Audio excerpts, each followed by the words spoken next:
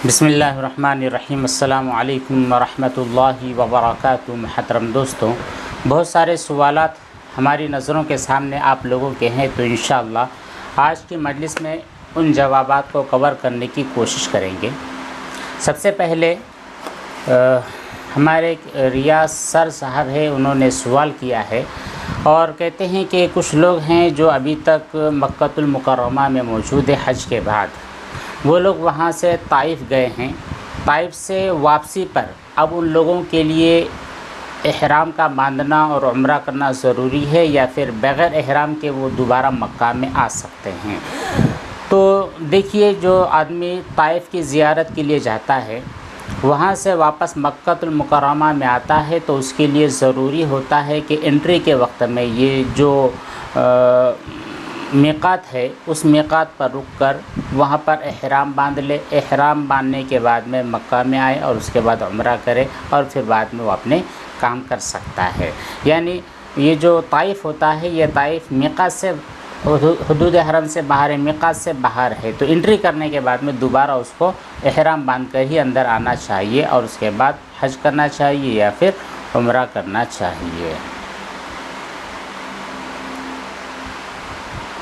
अमान ज़मीर साहब ने कहा है, क्या बड़ी उम्र के होने के बाद अगर हम अकीक़ा करते हैं तो उस सूरत में भी बालों को मुंडवाना और कटवाना ज़रूरी होता है या नहीं? अमान भाई, ये जो अकीक़ा होता है, इसकी जो सुन्नत मुद्दत होती है वो बच्चे के पैदाइश के 7 दिन के बाद, 14 दिन के बाद, 21 दिन के बाद है। इतने दिनों के अंदर अगर आप बच्चे का अकीक़ा करते हैं तो ऐसी सूरत के अंदर वो जो सुन्नत तरीक़ा जो मुकम्मल फ़ॉलो करना होता है वो है कि एक लड़का अगर है तो उसकी तरफ से 2 जानवर ज़िबा किए जाए, लड़की है तो 1 जानवर ज़िबा किया जाए और होने के बाद में उनके बालों को काट कर बालों की मिक़दार के बराबर चांदी सदक़ा किया जाए। ये इतनी उम्र के साथ महदूद है। जब आदमी बड़ा हो जाता है, साल का, 2 साल, 10 साल, 20 साल, 50 साल का होता है और उसके बाद में वो अक़ीक़ा करना चाहता है, तो उतनी जो पाबंदियाँ होती है वो उससे ख़त्म हो जाती है। यानी इतनी उम्र होने के बाद में अगर कोई बंदा अक़ीक़ा करता है तो वो जो सुन्नत अक़ीक़ा होता है वो नहीं होता है। तो फिर ज़ाहिर सी बात है, जब वो सुन्नत से हट गए हैं, यानी वो सुन्नत नहीं हो रही है, यानी आप 10 साल और 15-20 साल के बाद में अगर कोई बंदा अपना अक़ीक़ा करना चाहता है तो फिर उसके ऊपर जो वो पाबंदी है कि बालों को मुड़वाना है और फिर मर्द की तरफ से 2 और ख़ातून की तरफ से 1, तो वो तमाम पाबंदियाँ हट जाती है। फिर उसके बाद चाहे तो आप 1 जानवर कुर्बान करें, 2 करें या फिर अपने बालों को मुंडवाए या ना मुंडवाए, तमाम चीज़ें आप पर ज़रूरी नहीं होगी। अगर आप मुंडवा देते हैं तो बेहतर है, नहीं मुंडवाते हैं तब भी कोई हर्ज वाली बात नहीं है। अनवर साहब ने भी सवाल किया और कहते हैं कि मुफ्ती साहब, इस्तिंजा के पानी की जो छींटे होते हैं अगर टॉयलेट की सीट में आ जाते हैं तो क्या वो नापाक होंगे? ज़ाहिर सी बात है, नापाक ही होंगे। उन्हें साफ़ करना है, उस जगह को धुल लेना है। सलाम पेश किया गया। वालेकुम सलाम। कहती हैं कि मुफ्ती साहब, मैं फ़ातिमा हूँ, अगर नापाक कपड़े को फ़र्श पर रख दें और फिर उसके ऊपर नल से पानी डालना शुरू कर दें, फिर पानी उस जो कपड़े हमने फ़र्श पर रखे हैं लगातार पानी उस पर गिर रहा है, तो क्या ऐसी सूरत के अंदर हमारे वो कपड़े पाक हो जाएंगे? क्योंकि हमने उनको हाथों से धोया नहीं है, सिर्फ एक जगह हमने कपड़े रख दिए हैं और ऊपर प्रेशर से पानी गिर रहा है, तो हमारे वो कपड़े पाक होंगे या नहीं? बिकॉज़ नापाक कपड़े को फ़र्श पर रख दिया है और डायरेक्ट फ़र्श से उठाकर बिना निचोड़े रस्सी पर डाल देते हैं, तो ऐसी सूरत में हमारे कपड़े पाक समझे जाएंगे या नापाक? तो देखिए, ज़रूरी यहाँ पर यह होगा कि आपके कपड़ों में जो नजासत और नापाकी है वो रिमूव हो गई, ख़त्म हो गई है या नहीं, इस बात का एहतमाम करना है। अगर नजासत नापाकी ख़त्म हो गई है तो ये जारी पानी में धोने के हुक्म में आ जाएंगे और जब नजासत और नापाकी अच्छी तरह ख़त्म हो गई है, कपड़े पाक हो गए हैं, तो आप उनको उठाकर बिना निचोड़े की भी सुखा सकते हैं। शर्त यहाँ पर क्या है? जारी पानी में धोना पाया गया है। जारी पानी में धोना पाया गया और नजासत ख़त्म हो गई है तो फिर निचोड़ने की भी ज़रूरत आपको नहीं होगी। एक साहब ने सवाल किया है, कहते हैं कि सर, जो मैंने नापाक कपड़े साथ धोए, जो मैंने पाक और नापाक कपड़े एक साथ धोए थे वो पाक नहीं किए, वो पाक नहीं किए गए, सिर्फ़ साफ़ किए गए हैं, जिसकी वजह से मुझे बहुत ज़्यादा वसवसे आते हैं, हर चीज़ नापाक लग रही है। मसलन कि अगर गीला हाथ पैर उस कपड़े पर पड़ गया है तो मेरा हाथ और पैर नापाक हो जाएगा, जहाँ जहाँ पर लगा है वो तमाम चीज़ें नापाक हो जाएगी। प्लीज़ इसके बारे में बतलाइए। देखिए, आपने अपना नाम तहरीर नहीं किया है, आपकी जो आईडी है वहाँ पर बैड इस तरह का कोई मैसेज नज़र आ रहा है। तो देखिए, आपको जो लग रहा है कि आपने पाक और नापाक कपड़े दोनों को धो तो दिए हैं, लेकिन वो सिर्फ साफ़ किए हैं, पाक नहीं किए हैं। तो ये आपने साफ़ और पाक इन दोनों की तमीज़ किस तरह की है, ये हमको समझा दीजिए। मतलब ये है कि आपके पास जो कपड़े थे, नजासत और नापाकी थी, तो जब आपने उन नापाक कपड़ों को साफ़ किए हैं तो साफ़ करने का मतलब ही होता है पाक करना। ठीक है, आपके पास जो भी चीज़ होगी जो कि नापाक है, जिसको आप नापाक समझते हैं, तो जब आपने साफ़ किए हैं तो साफ़ किस पर्पज़ से की है, किस तरीक़े से की है। आपके माइंड में ये बात तो होगी कि यहाँ पर एक नजासत है, एक नापाकी है, ये मुझको साफ़ करनी है। मतलब ये कि उस नजासत को वहाँ से रिमूव करवाना है, उस नजासत को वहाँ से ख़त्म करवाना है। फिर इसको आपने एक मरतबा धोया, 2, 3, 4 जितनी मरतबा, और जब तक वो नजासत नहीं निकलती थी तब तक आपने इसको धोया है।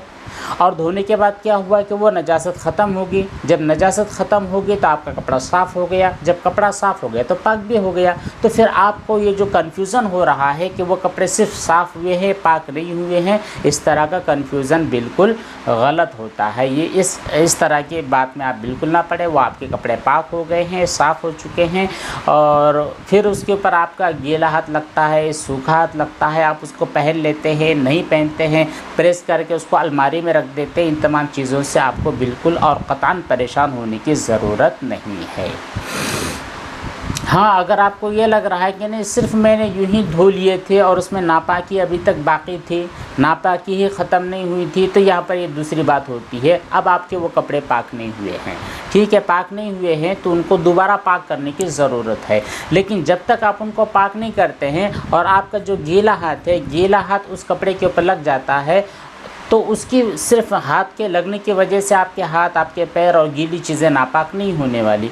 वो उस वक्त तक कि जब तक आपके कपड़े में की नजासत और नापाकी रिटर्न आपके गीले हाथों में ना लग जाए, तब तक आपको टेंशन लेने की ज़रूरत नहीं है। सोने राना, इनका सवाल है कि जी मुफ्ती साहब, मेरा एक क्वेश्चन था कि मैं आज गुस्ल किए, मैंने आज गुस्ल किए, ठीक है, मैंने गुस्ल किया, मैंने पहले जो नापाकी अपनी बॉडी और जहाँ पर थी नापाकी वाली जो जगह थी उसको दूर किया, फिर हैंड को धोया, फिर कुल्ली की, उसके बाद में पानी डाला, फिर 3 मरतबा पूरे बदन पर अच्छी तरह पानी बहा दिया है, ठीक है। फिर उसके बाद जुमा की नमाज़ भी पढ़ ली, उसके बाद में इशा की नमाज़ भी पढ़ ली, फिर टॉयलेट गया, पानी से अच्छी तरह साफ़ सफाई की, शर्मगाह को धोया, इस्तिंजा किया। उसके बाद मुझे लगा कि थोड़ी सी टॉयलेट अपनी जगह पर बाकी रह गई है, तो फिर मैंने बाद में उसको धो लिया। अब ये कहते हैं कि क्या उस टॉयलेट के बाकी रहने की वजह से मुझको दोबारा गुस्ल करना पड़ेगा या नहीं? बिल्कुल आपको गुस्ल करने की ज़रूरत नहीं है। आपने सुबह में जितने काम किए हैं वो तमाम काम भी आपके दुरुस्त हो गए, नमाज भी दुरुस्त हो गई, इशा भी दुरुस्त होगी, जुमा भी दुरुस्त होगी, और जो कुछ आमाल आपने किए वो आमाल सब के सब सही हो गए, दुरुस्त हो गए हैं। अब बाद में इशा की नमाज के बाद में जो काम आपके साथ हुआ है, जो हादसा आपके साथ पेश आया है, उसकी वजह से आपको पूरा गुस्ल दोबारा दोहराने की ज़रूरत नहीं है। सिर्फ वो जगह जहाँ पर आपकी लेटरिन अच्छी तरह साफ़ नहीं हुई थी उतनी जगह को आप दोबारा धो लीजिए, आपका मसला हल हो गया है। दूसरा सवाल आपका ये है कि और क्या बिना टूथब्रश के गुस्ल हो जाता है या नहीं? मुझे बताना, मैं आपके मैसेज का इंतज़ार कर रहा हूँ। बिल्कुल, आपके इस मैसेज का जवाब हमारे वीडियो के ज़रिए जा रहा है, और ये जवाब भी आप तक पहुँच रहा है कि गुस्ल सही होने के लिए बाकायदा ब्रश का करना ज़रूरी नहीं है, ठीक है। ब्रश नहीं करना, सिर्फ कुल्ली कर लेना ये एक फ़र्ज़ होता है। ब्रश अगर आप करते हैं तो एक अलग बात है, मिसवाक करते हैं तो ये सुन्नत हो जाती है, ब्रश करते हैं तो वो दांतों की सफाई का एक मसला होता है, लेकिन ज़रूरी फ़र्ज़ वाजिब इस तरह की कोई बात नहीं है। अगर आपने टूथपेस्ट किया है या नहीं किया है, इसकी वजह से आपके गुस्ल के ऊपर कोई इफ़ेक्ट या साइड इफ़ेक्ट नहीं होने वाला है। मोहम्मद शफ़ीक साहब ने सलाम पेश किया। वालेकुम सलाम। कहते हैं कि मुफ्ती साहब, कुछ रकम हमें रोड पर पड़ी हुई मिली है, अब उस रकम को हम मस्जिद की पीटी में या फिर मदरसे में जमा करा सकते हैं या नहीं? शफ़ीक भाई देखिए, जो रकम आपको रोड पर मिली है उस रकम को आप सदका नहीं कर सकते हैं, किसी मस्जिद में भी नहीं दे सकते हैं, किसी मदरसे में भी नहीं दे सकते हैं, बल्कि उस रकम का मशरफ़ उसका मालिक है। जो रकम आपको मिली है वहाँ से लेने के बाद में आप जो सोर्सेस हो सकते हैं, जिस तरह भी आप उसके मालिक तक उस रकम को पहुंचा सकते हैं, उन तमाम सोर्सेस को इस्तेमाल कीजिए। व्हाट्सएप पर वायरल कीजिए, फेसबुक और इंस्टा के ज़रिए उसको दूसरे लोगों तक पहुंचाने की, उस खबर को दूसरों तक पहुंचाने की कोशिश कीजिए। अगर उसका मालिक आप तक पहुंच जाता है तो मालिक तक लौटा दीजिए। अगर मालिक नहीं मिलता है तो उस रकम को संभाल कर रखिए। फ्यूचर के अंदर 2 दिन, 10 दिन, 15 दिन, 2 साल, 10 साल के बाद अगर वो आदमी आपके पास आता है और कहता है कि भाई वो रकम जो आपको सन 2024 में मिली थी वो मेरे पैसे थे, आप मुझको वापस कर दीजिए, तो आपके पास लॉकर में जो पैसे होंगे या आपके अकाउंट में होंगे तो वो रकम उसको आप दे सकते हैं। अगर कई इंतज़ार करने के बाद भी और ऐलानात के बावजूद भी अगर नहीं आता है तो फिर आप उसको सदका कर दीजिए उस आदमी की तरफ से। लेकिन फिर अगर फ्यूचर में कभी वो बंदा आपको मिलता है और वो अपने रकम का मुतालबा करता है तो वो रकम आप उसको लौटाना आपके लिए ज़रूरी होगा। रफ़ीक भाई ने भी ये सवाल किया है और कहते हैं कि हमारे अकाउंट में कुछ पैसे जमा हुए हैं जो बैंक की तरफ से इंटरेस्ट के नाम से मिलते हैं, अब उस इंटरेस्ट के रकम को क्या कर रहे हैं, क्या करेंगे आप उस इंटरेस्ट के रकम को?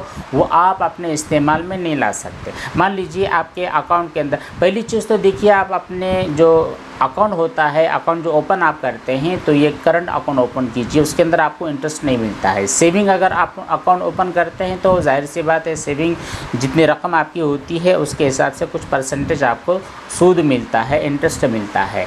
तो आपको पहले कोशिश ये करनी चाहिए कि हमारा जो अकाउंट हो वो करंट अकाउंट हो, सेविंग ना हो। लेकिन अगर मजबूरी में आपको सेविंग अकाउंट ही खुलवाना पड़ जाए तो वहाँ पर जो आपको इंटरेस्ट की रकम मिलती है, इस रकम को आप यूज़ नहीं कर सकते हैं। सालाना के हिसाब से जो कुछ रकम आपको मिली है उतनी अमाउंट आप निकाल लीजिए और जो गरीब, फ़कीर, मिस्किन, मोहताज है उनका बिना सवाब की नीयत के सदका कर दीजिए।